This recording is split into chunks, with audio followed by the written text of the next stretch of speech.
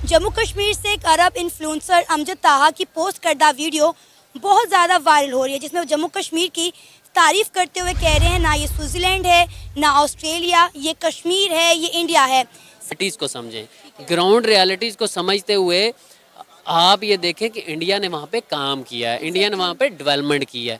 लोग हैं, एक चाय वाला उठ के अगर मुल्क को इतनी तरक्की दे सकता है तो हमारे पास जो पिछले 70 सालों से जो लोग कर रहे हैं उनके लिए सोचने का मुकाम है। उससे भारत को कोई फर्क पड़ता नहीं है। इससे अगर 3 कंट्रीज नहीं भी गई तो उनका जो इवेंट था वो तो कंप्लीट हो गया, लेकिन नाम तो हमारा खराब हुआ कि हम बिला वजह शोर मचा रहे थे, जो हमें नहीं करना चाहिए था।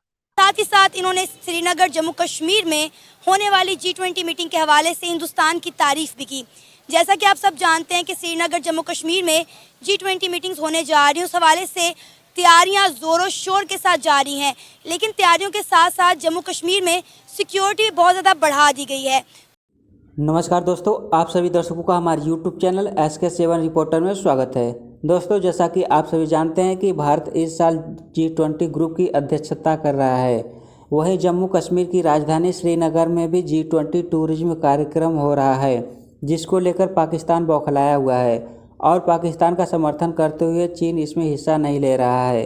भारत ने चीन के शामिल नहीं होने को काफ़ी हल्के में लिया है और साफ कर दिया है कि भारत ये कार्यक्रम अपने देश में कहीं भी कर सकता है। श्रीनगर में 22 से 24 मई तक होने वाली G20 बैठक से पहले कश्मीर की सुंदरता को पृथ्वी पर स्वर्ग के रूप में वर्णित करते हुए अरब इन्फ्लुएंसर अमजद ताहा ने कहा कि इस जगह ने पृथ्वी की रक्षा की है और जलवायु परिवर्तन का जवाब यह जगह दे सकता है। तो चलिए दोस्तों, वीडियो की तरफ चलते हैं और देखते हैं कि पाक मीडिया के क्या रिएक्शन है। सर, एक अरबी इन्फ्लुएंसर हैं अमजद ताहा, उन्होंने रिसेंटली जम्मू कश्मीर का दौरा किया है और उन्होंने जम्मू कश्मीर की बड़ी तारीफ़ें की। उन्होंने कहा ये स्विट्ज़रलैंड नहीं है, ये ऑस्ट्रेलिया नहीं है, ये कश्मीर है, ये इंडिया है। और उन्होंने इंडिया के प्राइम मिनिस्टर नरेंद्र मोदी को बहुत सराहा है कि वो G20 की मीटिंग जो है श्रीनगर जम्मू कश्मीर में हेल्ड कर रहे हैं। क्या कहेंगे आप अमजद ताहा की स्टेटमेंट पर, और जिस तरह उन्होंने जम्मू कश्मीर की तारीफ़ें की, उनकी खूबसूरती की तारीफ़ें की और G20 के हवाले से नरेंद्र मोदी को सराहा? देखिए, बात ये है, अगर वो जो इन्फ्लुएंसर हैं जिनकी आप रेफ़र कर रही हैं स्टेटमेंट, उन्होंने सोचने की बात है कि ये स्टेटमेंट दी क्यों। उन्होंने इसलिए दी, देखें इंडिया जो है वो 1 अरब की आबादी है, बहुत बड़ी मंडी है यूरोप के लिए, अमेरिका के लिए, जो अपनी आजकल लोगों के मफादात जो है वो इकोनॉमी से जुड़े हैं। पाकिस्तान ने भी तो वहां जाकर इंडिया को धमकी दे दी है ना। बिलावल भुट्टो जरदारी ने कहा है कि अगर इंडिया ने G20 मीटिंग जो है वो जम्मू कश्मीर श्रीनगर में करवाई तो वक्त आने पर हम इंडिया को ऐसा करारा जवाब देंगे कि इंडिया याद रखेगा। ये तो हम 47 से सुन रहे हैं, जब हमने आधा कश्मीर लिया था तब से हम सुन रहे हैं कि हम कश्मीर की तरफ देखने, कश्मीर पाकिस्तान की शाहरग है और पाकिस्तान की तरफ जिसने देखा उसकी आंखें निकाल देंगे और वक्त आने पे हम ये कर देंगे, वक्त आने पे हम वो कर देंगे, वक्त आने पे ये पाँव पकड़ ले। इंडिया ने जो जम्मू कश्मीर को एक नई डेवलपमेंट, एक नया चेहरा दिया है। यकीन करें, वीडियोस देखकर हम भी हैरान रह जाते हैं। आर्टिकल 370 की बात हुई, बिलावल साहब ने और इमरान खान साहब ने यही बात की कि आर्टिकल 370 जो है दोबारा से बहाल किया जाए, लेकिन वहाँ के जो लोग हैं उनका कहना है कि आर्टिकल 370 रिमूव होने के बाद जम्मू कश्मीर में जो डेवलपमेंट हुई है हम उससे बड़े खुशहाल हैं, हम बड़े खुश हैं, हमें दोबारा से वो आर्टिकल नहीं चाहिए।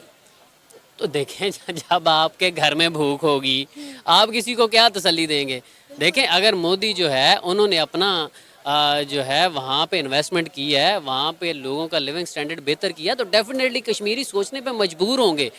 अब देखें, बात यह है कि जब वो खुद को सरेंडर कर देंगे और ज़हनी तौर पे कश्मीरी तैयार हो जाएंगे कि हम इंडिया के साथ जाएंगे, तो अगर जब इतनी डेवलपमेंट हो रही है तो फिर जब वो इल्हाक कर लेंगे तो फिर पाकिस्तान के हाथ से भी चीज़ें निकल जाएंगी।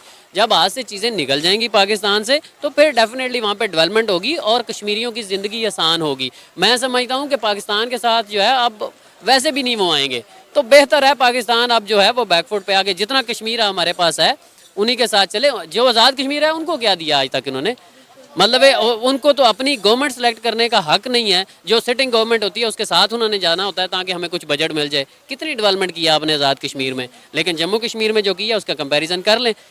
पाकिस्तानी एक अलग चीज़ है, आप ग्राउंड रियलिटीज़ को समझें। ग्राउंड रियलिटीज़ को समझते हुए आप ये देखें कि इंडिया ने वहाँ पे काम किया है, इंडिया ने वहाँ पे डेवलपमेंट की है।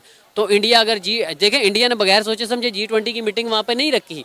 उसने सबसे पहले जो है ना, सब ममालिक जो G20 का हिस्सा हैं उनको एतमाद में लिया होगा। उनमें से 4-5 ने कहा होगा हम नहीं आएंगे, लेकिन बाकी मेजॉरिटी ने कहा होगा जी आप करें, हम आपके साथ हैं। और उसके पीछे वजह ये है कि इंडिया बहुत बड़ी मंडी है और उनका फोकस इकॉनमी पे है और वो सीरियस लोग हैं। एक चाय वाला उठ के अगर मुल्क को इतनी तरक्की दे सकता है तो हमारे पास जो पिछले 70 सालों से जो लोग कर रहे हैं उनके लिए सोचने का मुकाम है कि 75 सालों में आज भी हम ये सोच रहे हैं कि आटा जो है वो गरीब को किस तरह मिलेगा, और लाइनों में लग के हम आटा ले रहे हैं और लाइनों में ख्वार हो रहे हैं। लोगों की माओ बहनों जो हैं वो पैरों तले कुचली जा रही हैं।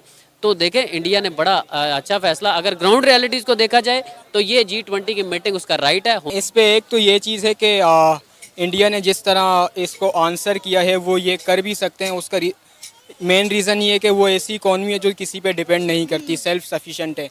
सो दे हैव पावर टू से दिस के, और वो वहाँ पे कंडक्ट भी करा सकते हैं। और बहुत सारे कंट्रीज़ हैं जिनका इंडिया के साथ इंटरेस्ट है, इंक्लूडिंग ईरान हो गया, अफ़गानिस्तान हो गया, पूरा मिडिल ईस्ट हो गया, वेस्टर्न जितने कंट्रीज़ हैं उनके साथ काफ़ी बड़ा ट्रेड है।